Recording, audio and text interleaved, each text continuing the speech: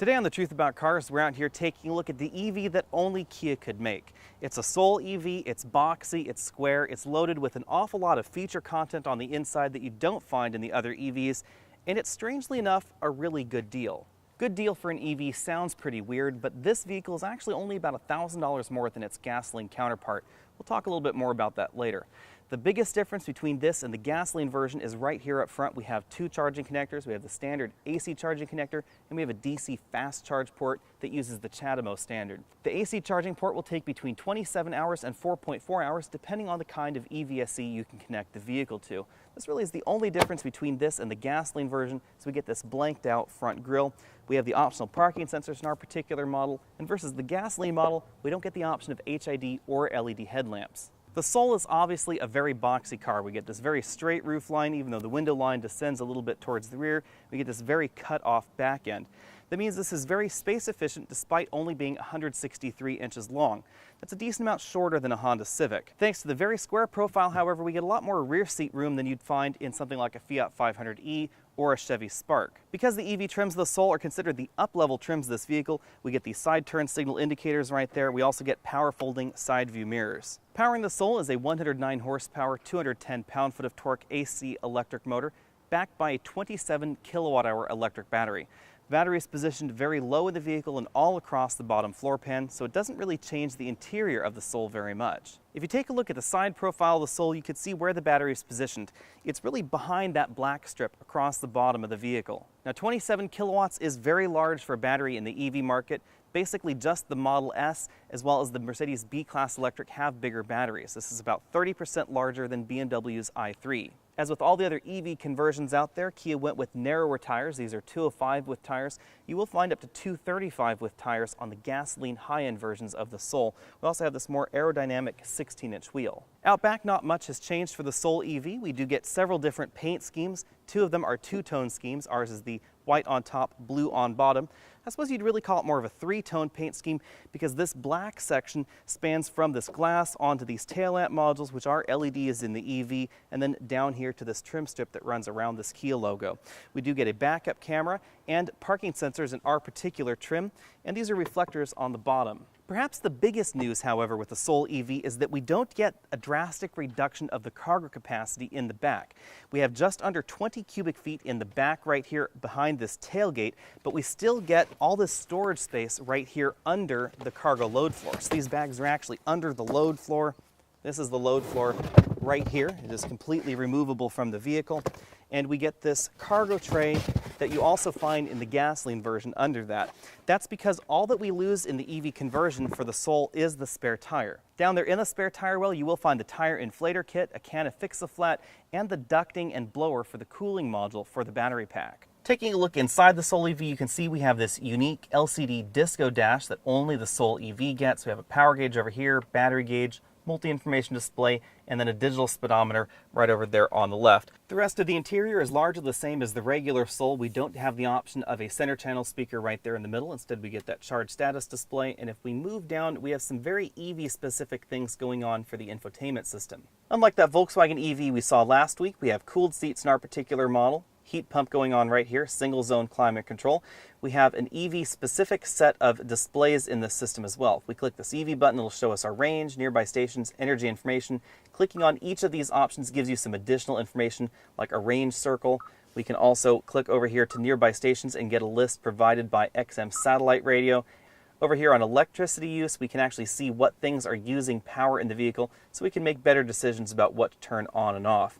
We can click that EV button to go back. We can also get a little tree to tell us how ecologically we're driving and see our trip history. Yet again, going back, we can set our charging times. So if your utility charges you on-peak and off-peak rates, you can make sure your car charges only at those rates. And then we can also set whether we want the battery to become 80% charged or 100% charged with that charge timer. The important thing about the rest of the interior is that if you've rented a Kia Soul, this is not the same Soul interior. They're essentially two different interiors. This one has the soft touch plastics on the upper portion of the dashboard, soft touch plastics on the door, this middle insert, as well as this trim strip right across there, and a soft touch armrest. We also get these perforated leather seats that are again heated and cooled, and we don't get that in the base version of the Soul. Like other EVs and hybrids out there, Kia decided not to give the driver a power driver's seat like you find in the Plus and Exclaim versions of the gasoline Soul. That's all trying to save weight. Instead, we get a 6-way adjustable driver's seat, but we don't get any adjustable lumbar support.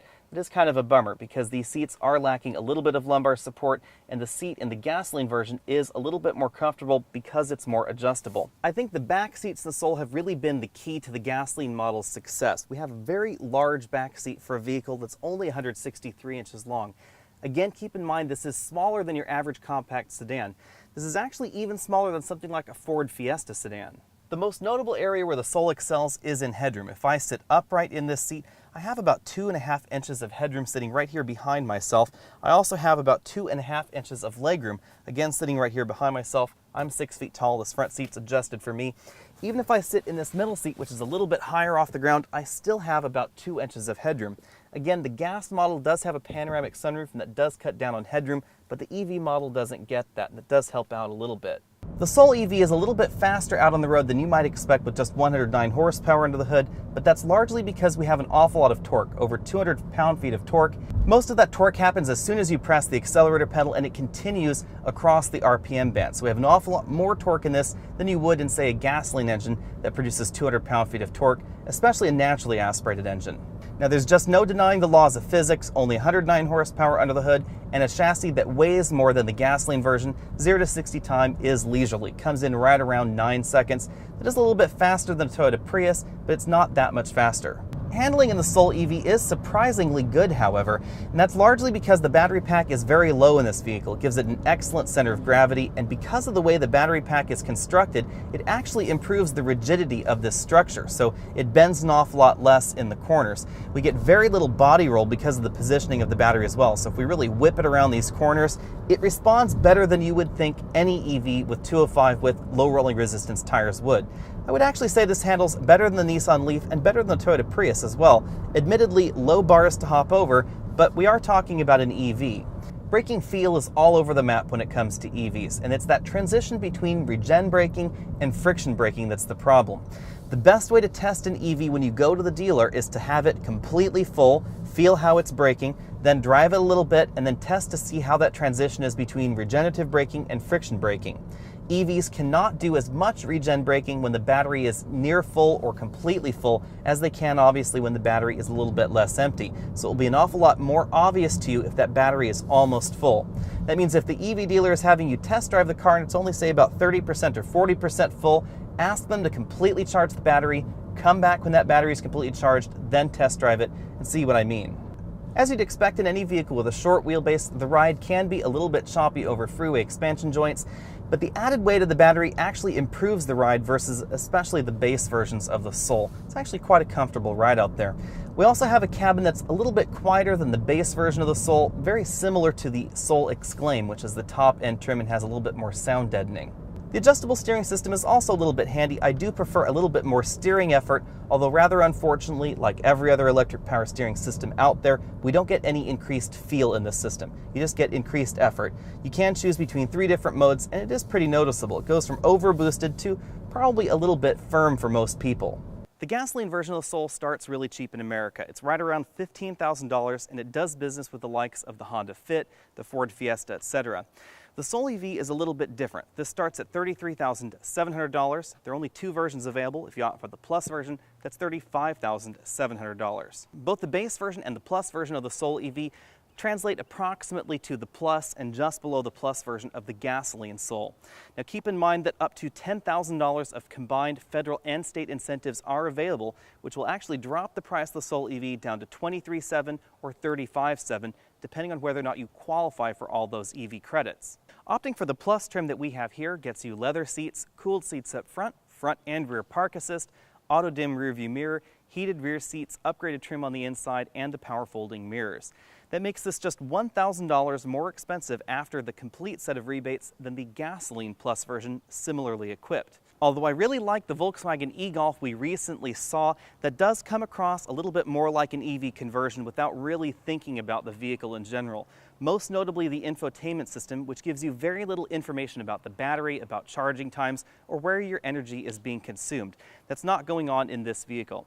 If we take a look at the Fiat 500e, we lose some rear seat legroom, we lose a lot of cargo room. It definitely is different on the inside than the regular gasoline version. The Focus EV is probably the best handling vehicle in this category, but it is decently expensive over the regular Focus. We definitely have some compromises on the inside. Nissan's Leaf is a decent amount less expensive than the Soul EV, but you get a decent amount less car as well.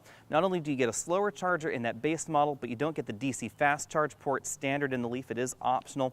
You don't get cooled seats in those versions. We also don't get the same kind of feature content and feature functionality that we get in this car. That's really what's different about the Soul EV, is that Kia managed to cut all the right corners on this vehicle, as they seem to have been very good at doing lately in general. We have cooled seats, which really reduce your energy consumption in the summer. We have a heated steering wheel and heated seats front and rear in the top end trim, which help reduce your energy consumption in the winter.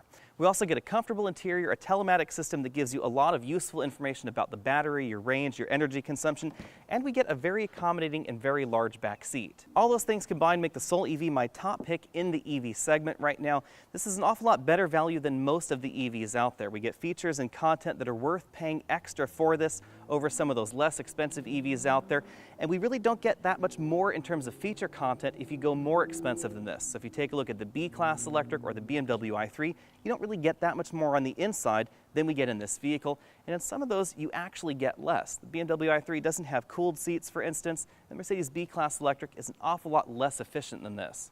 Thanks for taking the time to check out this video. Again, I'm Alex Dykes, and this has been the 2015 Kia Soul EV. Be sure and check out the complete review over at thetruthaboutcars.com. Find us on Facebook and at Twitter as well, and I'll see you next week.